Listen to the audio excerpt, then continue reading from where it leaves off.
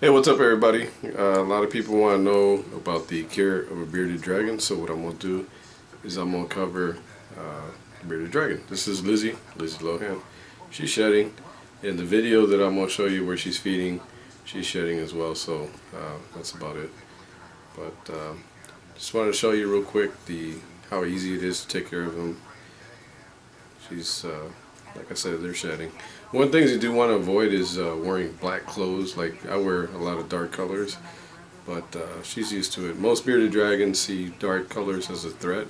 That's the reason why when they swell up down here, they turn that charcoal black, and that's just letting them know that they're warning. So let me get Lizzie a little bit closer to the camera so you can see. Like I said, all this is shedding skin. One of the things you don't want to do is you don't want to pull or tug on it, keep them nice and moist, spray them down with a little mister, and eventually that'll loosen off. You'll see them kind of scratch it and, tug away at it. But that's about it. She's not normally in this room. This is where I basically listen to music, DJ, watch the news and everything else and whatever, and that's about it. But anyway, I'm going to put her back up and we're going to show you a video where she's eating. Now, one of the things, she goes crazy or bonkers with any live feed, meaning crickets and things like that. You will find that most of the bearded dragons that you have will do the same. If it's, dead food or food that doesn't move, inanimate food, kind of like fruits, or not fruits, I'm sorry, vegetables, such as kale, what is it, the squash, they love squash, those kind of things, they will get very excited about, get it, but it's not like they'll attack you or anything like that. They love kale. They also love, this is just her yawning, she's not threatening or anything like that. And anyway, the room is not, in here it's about 70 degrees, it's not the same temperature. So, like I said, they're very docile creatures. They're very nice, very easy to keep. For parents that are interested in getting them, they're really great pets.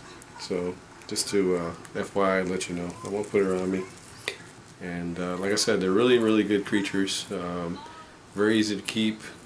Initially, they're a little bit expensive to set up. I mean, you have lighting, heating, things like that you have to set up for them. You can get a heat lamp for the daytime simulation of the day. Make sure it doesn't get too hot though. Humidity is not too much of a factor.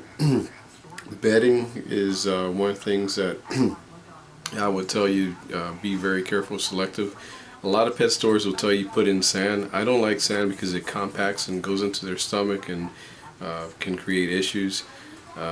So I use it's grounded coca or coconut bark. It's fairly cheap. It retains moisture and it helps them keep a, shall we say, certain level of moisture in their tanks. At the same time, it's very easy to clean up, and that's about it. They poop, they pee just like everybody else. The only thing is they do it all in one spot, and that's about it. So two issues that you got to really worry about is food. There's a food called Mazzari. The zoos use them, and I use it because it's actually pretty good. What are you looking at? Come here. Anyways, it's pretty good food, and she's starting to get comfortable now. She wants to crawl around. But come on, let's go back to the crate. I'll put her up real quick. And but anyway, like I said, this Mazzari is pretty good stuff, and she likes it. Once in a while, I'll buy that yellow squash, and she goes crazy, loves it. And other than that, crickets. So with all that, you have a very healthy bearded dragon. They shed regularly. Make sure they have calcium and UVB. UVB 10 is excellent. You don't need anything really higher than that. If you want to do 30, I think it's a little bit overkill, but you can do it as well. And that's about it. The size of the tank is, you want it to be twice the length of the body. In other words, from head to toe, you want to be 2 times the length of that. And they do grow kind of quick. So they live pretty long, and like I said, they're very nice creatures. And the reason why I got it is because my son likes dinosaurs, and this is the closest thing we can find to one. So that's about it. Alright, so let's say bye to Lizzie, and you can watch her eating habits in a few minutes. Other than that, you can also feed them mice, those pinky mice as they call them and things like that. I don't particularly do that, but anyway, just keep in mind the more live food that you give them, the more susceptible they are to look for things that are alive and moving and things like that. So, you know, I avoid that. She's smiling.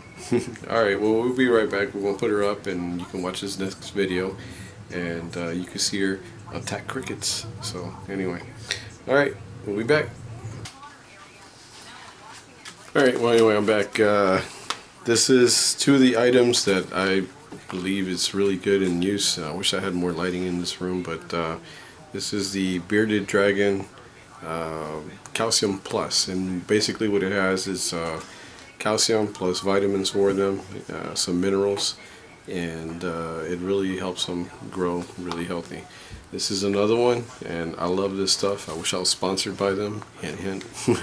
It's called Missouri, and it's Bearded Dragon Diet. So it's specifically for them. It's designed for insect-eating reptiles, including bearded dragons, water dragons, geckos, and more. And it simulates high protein and high fiber insects. So it's pretty good stuff. Anyway, this is actually used and approved by the zoos.